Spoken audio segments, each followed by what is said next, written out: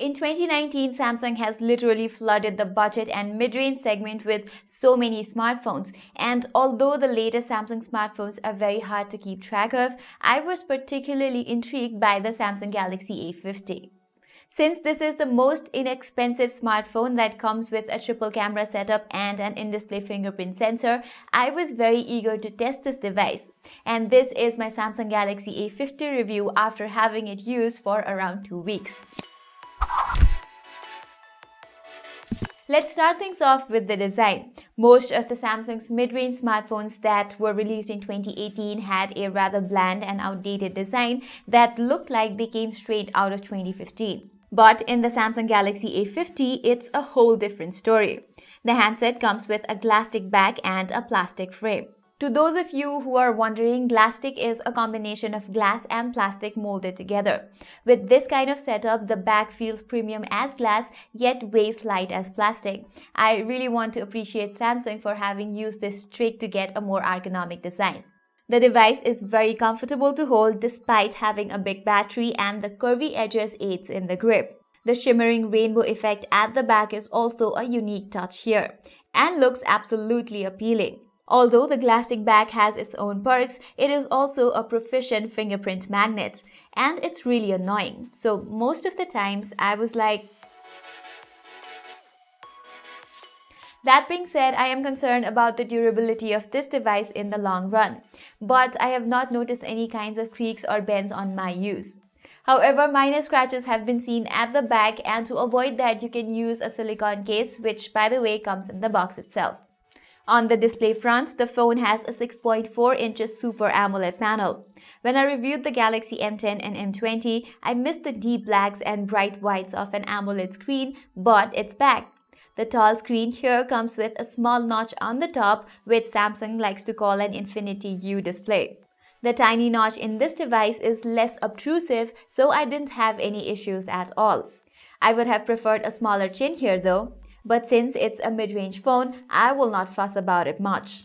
But sadly, in an attempt to shrink down the bezels, Samsung has also given up on an LED notification light, but there is an always-on display feature for replacement.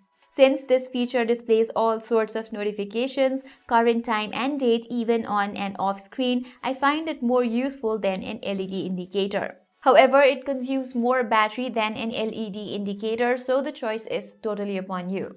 With the full HD+ resolution at disposal, the contents on the screen look very sharp. Color accuracy is also amazing and viewing angles are decent. There is also an in-display fingerprint sensor on the device, but I will get into that later. Moving on to the camera side of things, a triple camera setup resides on the back. The rear camera setup comprises of a 25 megapixel main shooter backed by an 8 megapixel ultra-wide-angle lens and a 5 megapixel depth sensor. The setup looks quite familiar with last year's Galaxy A7 2018, but unlike the last year's model, I found the camera on the Galaxy A50 to be slightly better. I found the color to be considerably accurate than last year's model, and the dynamic range was also quite appreciable here. However, details were not as crisp as the images from the smartphones available at a similar price. Talking about the ultra-wide-angle lens, it looked quite good. Although the images do not pack plenty of details, the color accuracy was really appreciable. I found it to be better than the primary shooter. Just look at this image. My friend's red shirt looks oversaturated from the primary camera, whereas the color looks natural from the ultra-wide-angle lens. With a dedicated depth sensor on board, the portrait images look better than what we saw on the Galaxy M10 and M20. But edge detection hasn't still been perfect. I noticed improper edge detection in multiple occasions, which is definitely something Samsung should consider improving in its upcoming phones. As far as the front camera is concerned, a 25 megapixel selfie shooter handles the job while taking selfies and on video calls. The colors in the selfies look natural and quite match my taste. Just look at these samples from the Vivo V15 and the Galaxy A50. The selfie looks quite better on the A50. But while capturing portrait selfies, the software over-smoothens the skin, due to which it looks unnatural at times. The edge detection is also not particularly impressive. When it comes to videos, the phone can capture full HD videos at max both with 25 megapixel main camera and the 8 megapixel ultra wide angle camera. Although the videos look decent from both the lenses, I like the colors from the ultra wide angle one. However, the autofocus from the primary camera is laggy and takes some time while capturing videos, so videos look jittery sometimes. But in terms of stabilization, I found the primary shooter doing a much better job. Apart from the normal video recording, the Galaxy A50 also comes with slow motion, super slow-mo and hyperlapse features. With the super slow-mo, you can capture an abrupt moment at 240 frames per second. This is quite a premium feature to have in a mid-range phone. Now let's talk about the performance side of things. In the past, Samsung had been lagging in the performance department, but things have been a little different lately. This one has the Exynos 9610 chipset with 4GB of RAM. The chipset is based on a 10nm fabrication technique, and this is the first time Samsung has used this chipset on any of its smartphones. The octa-core CPU is based on 4 Cortex A73 performance cores and 4 Cortex A53 power-efficient cores. Although the setup looks similar to the Kirin 710 and Helio P70 chipsets, the Exynos 9610 outperforms both of them in real-life usage. Just look at these benchmark scores. The Exynos 9610 chip on the Galaxy A50 has better scores than the Vivo V15 and the Honor 8X in AnTuTu 3D Mark and Geekbench single-core test. In multi-core test, however, the Galaxy device is lagging but not far behind. So I would have to say that the choice of chipset is appreciable here. Okay, let's skip the geeky terms and get to how this device has fared on my day-to-day use. On my use, light apps and games ran without any issues, and multitasking and switching between apps was fairly smooth. The phone did not sigh even while playing high-end games. I played graphics-intensive games like PUBG and Shadowgun Legends, and both of them ran without any issues. PUBG stuttered sometimes while playing on high settings, but I don't know for sure if it was my internet or the phone. So I have to say that the phone performed well on my test. But since Asphalt 9 was incompatible with this device, I was not able to play the game. Other than that, I have nothing to complain. The device comes with 64GB of onboard memory, which is quite sufficient for my kind of usage. However, in some parts of the world, you do get 128GB version. However, in both the versions, you have an option to expand it via a dedicated microSD card. Talking about the software, the phone boots on latest Android Pie out of the box. Samsung has also given its own touch on the software front, adding One UI version 1.1 on the top. And unlike the TouchWiz and Experience UI, the One UI is very optimized. There is less amount of bloatware and most of them can be uninstalled or disabled easily. Although the UI looks polished, some apps have cartoonish icons which do not particularly look good. Other things being said, I genuinely liked how Samsung has focused on the user experience in this new UI. The UI is easy to use and navigating through the settings can be performed even with a single hand.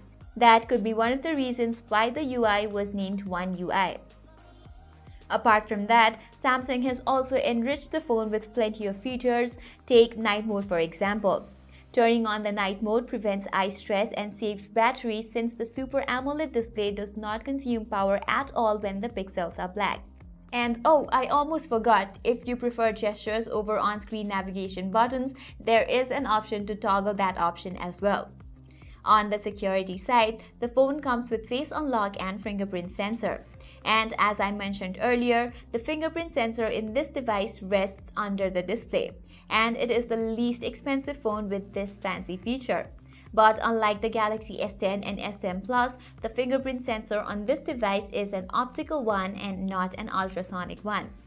Although unlocking the device by tapping on the screen looks cool, the fingerprint sensor is rather slow on the Galaxy A50. It takes over a second to unlock the device, which is quite frustrating. During my review period, I received an update on the fingerprint sensor and I expected the unlocking speed to be a little bit faster, but I barely noticed any difference after the update. I rather found the face unlock feature to be much faster, so I relied on it during my review period. However, it is not very accurate as well. Onto the audio front, the phone comes with a single bottom firing speaker and the sound output from this device is fairly loud. The speaker on this device outputs a decent amount of mids and trebles, but when it comes to bass, it is very subtle and goes unnoticeable at times. And the audio also started getting shrill at highest volumes, so the audio quality from this device I would say is okay at best. But listening to music via headphones is a whole different story. The phone comes with a Dolby Atmos option, with which you can get better separation between left and right channels. Also, I noticed some boost in audio with the Dolby Atmos turned on. In addition to that, the feature also adds depth in music, so I should say that listening to music via headphones in the Galaxy A50 has been a good experience. Moving on to the battery, a massive 4000 mAh battery acts as a powerhouse in this device that provides amazing battery backup. On my normal day of use, the phone lasted for more than a day. At the end of the day, I always found the battery level to be 30% or more. So I must honestly praise Samsung's Super AMOLED display and optimizations to help extend the battery life. If you are yet unsatisfied with the battery life, you can turn on the power mode and ultra power saving modes to prolong the backup to some extent. When it comes to charging, you can refuel this device with a 15-watt fast charging. Although 15-watt fast charging is not the fastest out there, but it is commendable to see Samsung's generosity in the mid-range segment. Because even the flagship Galaxy smartphones come with the same wattage of charger. The phone took exactly 1 hour and 48 minutes to charge up, which I think is a considerably good amount of time. Okay, my verdict would have turned out to be a little different if the Xiaomi Redmi Note 7 Pro would have launched in Nepal, but since it is not going to launch in countries other than India and China, I think the Galaxy A50 is a good deal here. And although the in-display fingerprint sensor is more or less a gimmick, it is still a very good feature to have on your phone. And with the great display Samsung has and the good-to-go cameras and performance, I think the Samsung Galaxy A50 is one of the best mid-range smartphones available in Nepal at the moment. And we also have been hearing rumors that Daraj is going to restock the Pocophone F1, and if that happens, the Pocophone F1 can be a good deal too. But we should remember that the Galaxy A50 gives you a superior design and a very clean user experience. So in the end, I think I will leave it up to you guys.